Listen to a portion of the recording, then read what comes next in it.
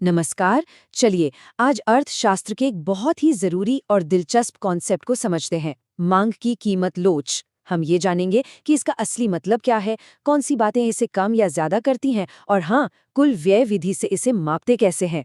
तो शुरू करते हैं। तो ये मांग की लोच आखिर है क्या चीज?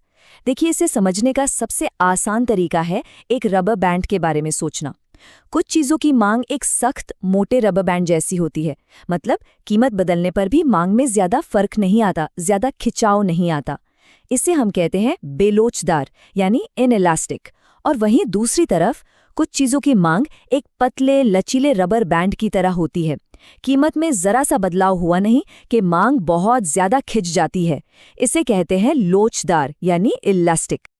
अब अगर इसकी किताबी परिभाषा देखें तो मांग की कीमत लोच का फॉर्मूला है मांग में हुआ प्रतिशत बदलाव डिवाइडेड बाय कीमत में हुआ प्रतिशत बदलाव। अब यहाँ एक बहुत ज़रूरी बात है, ये फॉर्मूला हमें सिर्फ ये नहीं बताता कि कीमत बदलने पर मांग बदलेगी। अरे ये तो मांग का नियम ही है। ये हमें बताता है कि मांग कितनी बदलेगी। तो ये हाँ या ना का सवाल नहीं है, ये कितना का सवाल है। और इकोनॉमिक्स में इसी कितना से सारा फर्क पड़ता है। तो अब सवाल ये उठता है कि भाई ऐसा क्यों होता है?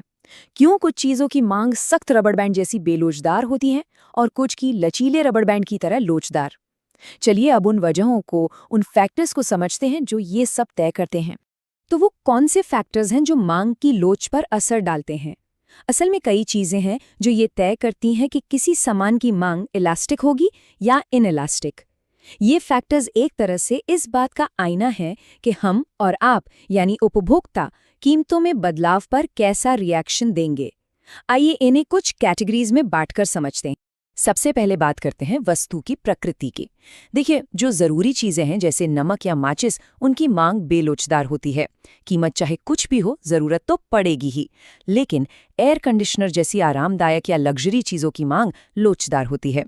दूसरा बड़ा फैक्टर है विकल्प, यानी सब्स्टिट्यूट्स का होना। जरा सोचिए, अगर चाय अचानक बहुत महंगी हो जाए तो क्या होगा? बहुत से लोग कहेंगे चलो कॉफी पी लेते हैं।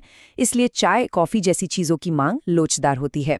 और तीसरा है ऐसी चीजें जिनके कई इस्तेमाल हैं, जैसे बिजली। इसकी मांग भी लोचदार होती है।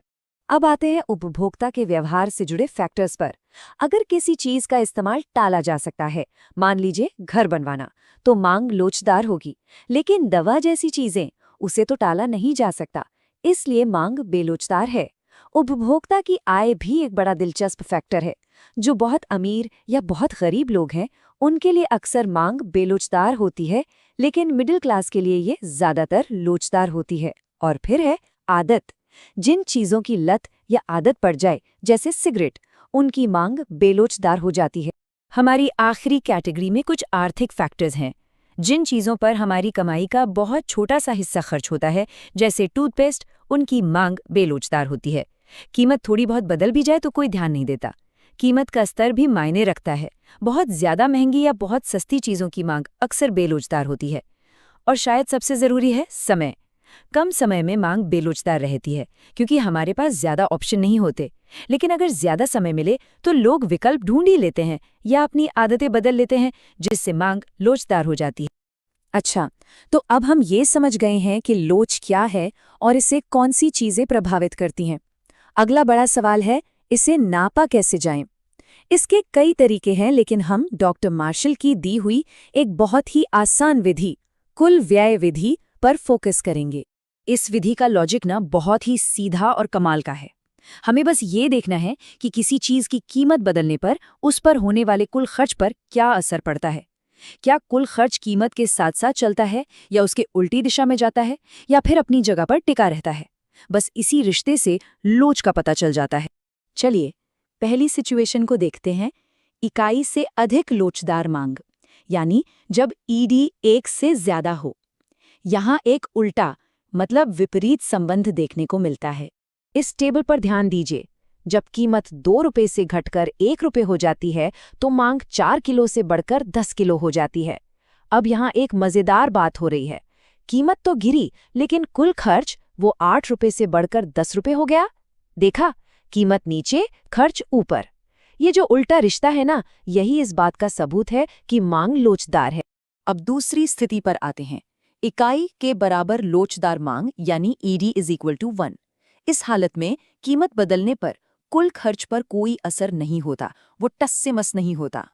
यहाँ इस उदाहरण में देखिए, जब कीमत 2 रुपए से घटकर 1 रुपए होती है तो मांग दोगुनी होकर 4 किलो से 8 किलो हो जाती है। लेकिन गौर करने वाली बात यह है कि कुल खर्च पहले भी 8 रुपए था और अब भी 8 रुपए ही है। कीमत बदल गई लेकिन खर्च अपनी जगह पर टिका रहा। इसका सीधा सा मतलब है कि मांग इकाई के बराबर लोचदार है। और हमारी आखिरी स्थिति है इकाई से कम लोचदार मांग यानी ED1 से कम है। इसे ही हम बेलोचदार मांग कहते हैं। यहाँ हमें एक सीधा संबंध देखने को मिलता है। इस टेबल को देखिए, जब कीमत 2 रुपए से घटकर 1 रुपए होती है तो कुल खर्च भी 6 रुपए से घटकर 4 रुपए हो जाता है। कीमत नीचे तो खर्च भी नीचे। जब कीमत और कुल खर्च एक ही दिशा में चलें तो ये साफ बताता है कि मांग बेलोचदार है। और ये स्लाइड ये समझिए कि उन तीनों नियमों का एक बेहतरीन निचोड़ है।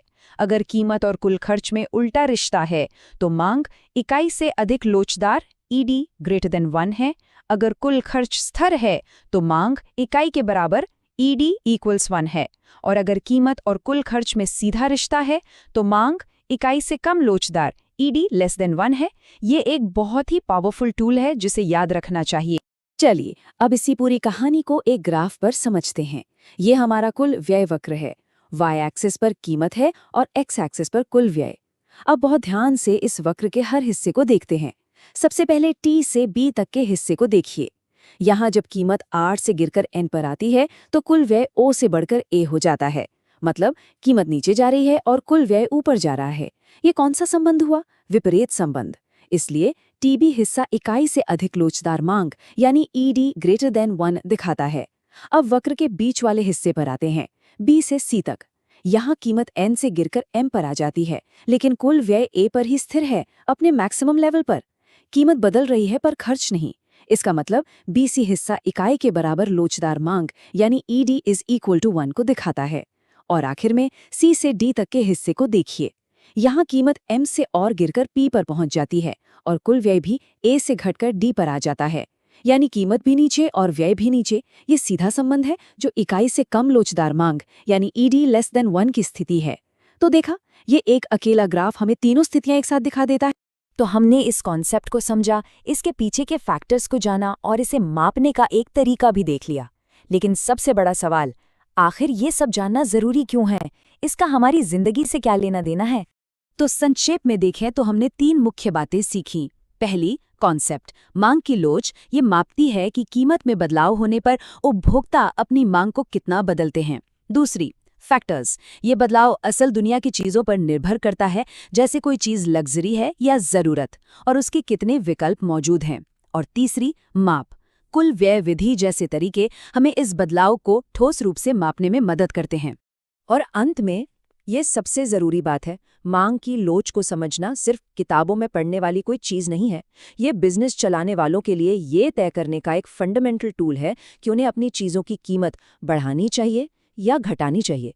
ये सरकारों के लिए ये समझने का एक तरीका है कि किसी चीज़ पर टैक्स लगाने का इकोनॉमी पर क्या असर होगा। ये जानना कि किसी प्रोडक्ट की मांग लोचदार है या बेलोचदार एक कामयाब बिजनेस स्ट्रैटेजी और एक बड़ी नाकामी के बीच का फ़र्क साबित हो सकता है।